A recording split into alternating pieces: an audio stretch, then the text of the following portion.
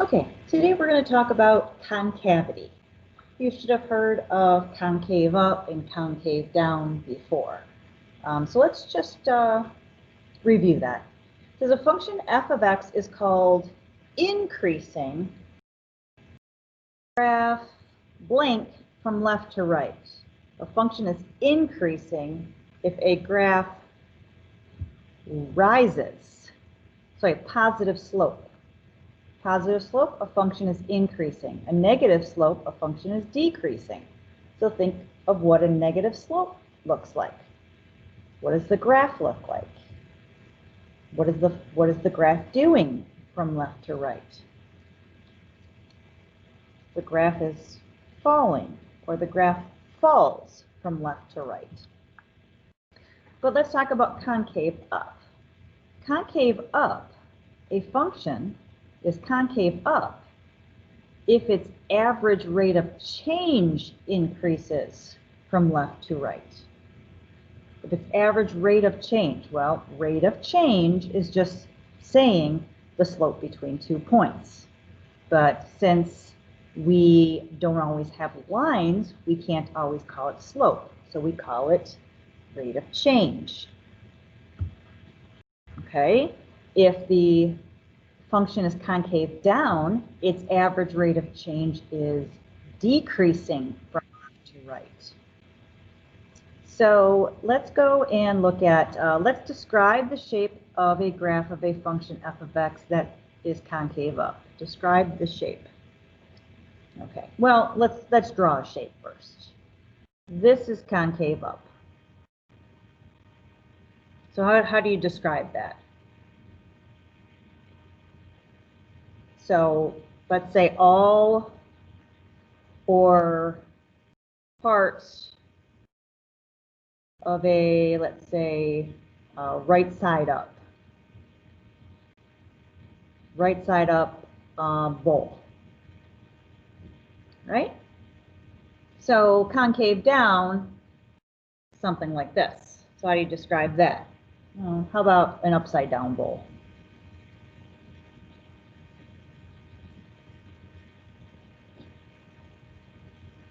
Okay, well, let's look at the average rate of change. Let's just imagine the slope between these 2 points. Okay, that would be negative. Let's say it's negative 10. What kind of slope would that be? Would that be a negative 20, or would that be like a negative 4? I would say negative 4. How about here? Wouldn't that be 0? Okay, how about that? Wouldn't that be like a, let's say, positive 4 and then positive 10? So we went from an average rate of change, or a slope, of negative 10, negative 4, 0, 4, 10.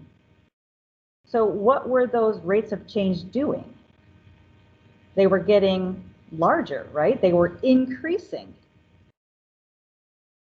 And that is the true definition of concave up.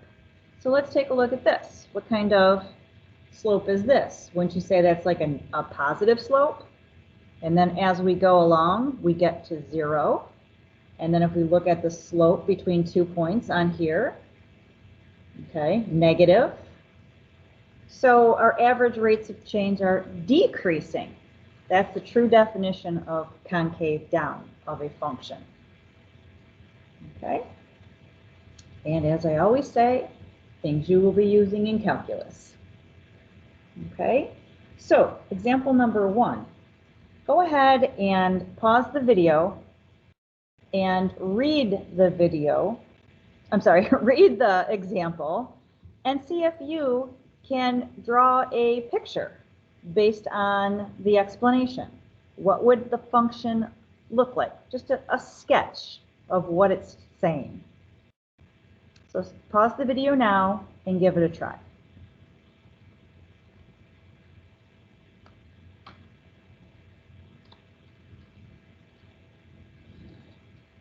Hey, I said pause the video. Try it on your own. Okay, if you did, great. If not, you should do that now. Okay, so it talks about a new product rate of increase is faster, eventually the rate of increase slows down, okay? But they're still using the product. So over time, you have a product, and it's constantly increasing. It's constantly increasing, but it increases, and then at some point, it's still increasing, but it slows down. So like concave up to concave down. Okay? This point here is where it changes. So we can say the function is increasing as time goes on because more and more people use it.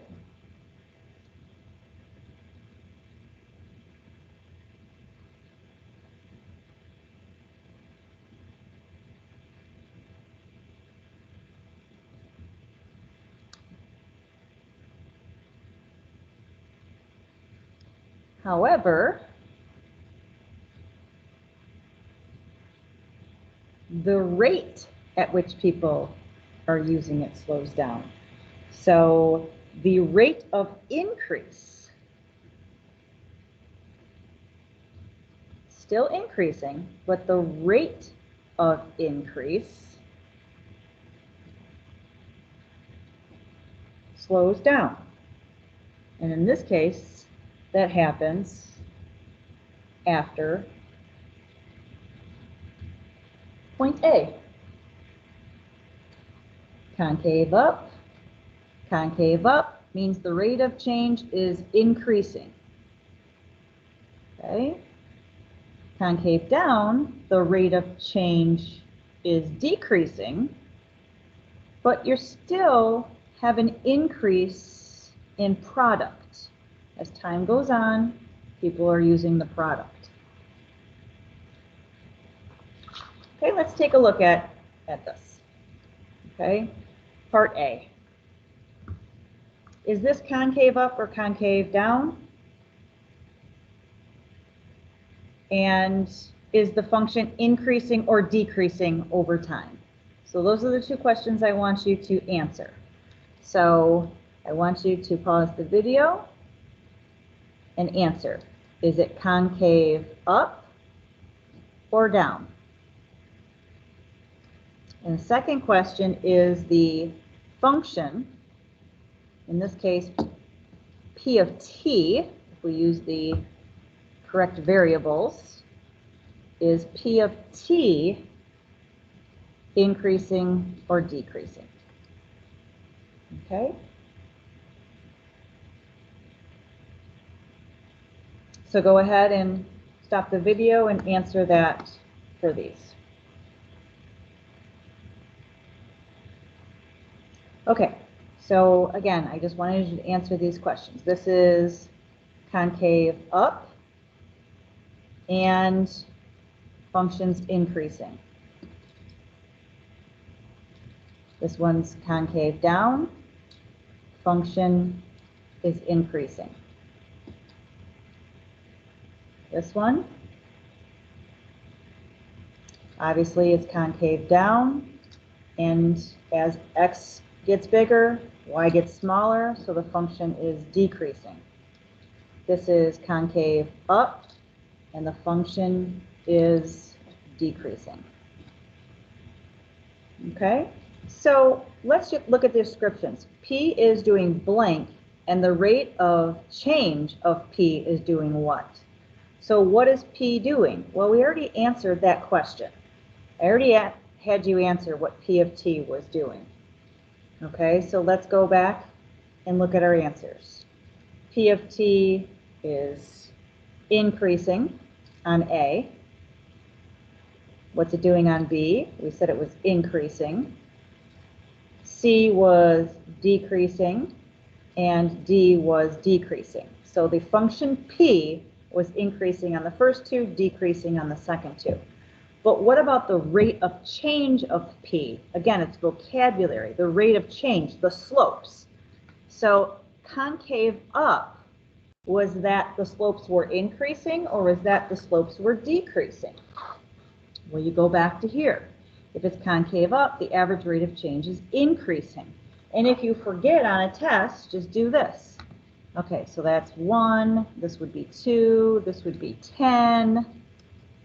Okay, so the slopes between any 2 points as I go from left to right is increasing.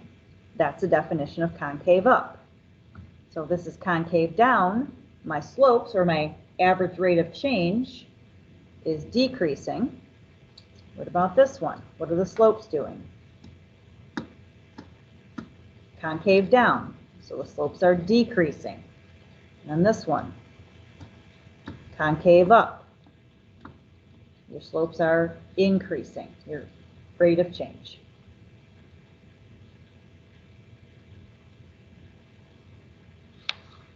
Okay, let's take a look at the last example. Decide whether each of the following functions are concave up, concave down, or neither. So they're giving us some points in a table. So we're looking at our rate of change. Rate of change is again, the slope between 2 points. But again, we call it rate of change because slope is only for a line.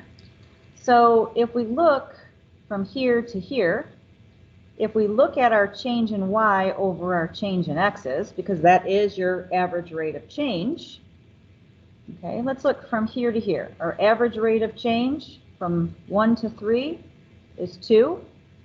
And then our x's, the next one would be 3. The next rate of change would be 4 over 1. The next rate of change is 10 over 1. So our rates of change are increasing. Therefore, our function f of x is concave up. Okay, so look at this one. That's -1 over 1, -2 over 1, -3 over 1. Okay, our average rate of change is decreasing. So f of x is concave down. Now, you could plot the points and try connecting them, but I wouldn't do that. I would just know the definition for concavity. Okay, how about this? What is the average rate of change of this? The average rate of change is another word for the slope between 2 points. In this case, can we call it slope? Yeah, absolutely. This is a line. What's the concavity of this? None. The function is increasing, but there's no concavity. Why is that? Because the rate of change is constant. It's always equal to 3. It's not increasing, it's not decreasing. So it's not concave up or concave down. Okay, and then h of x. Concave up, concave down, or neither. Pretty simple. We're looking at the picture, right? That's concave down. Okay, and that's the definition, the true definition of concavity.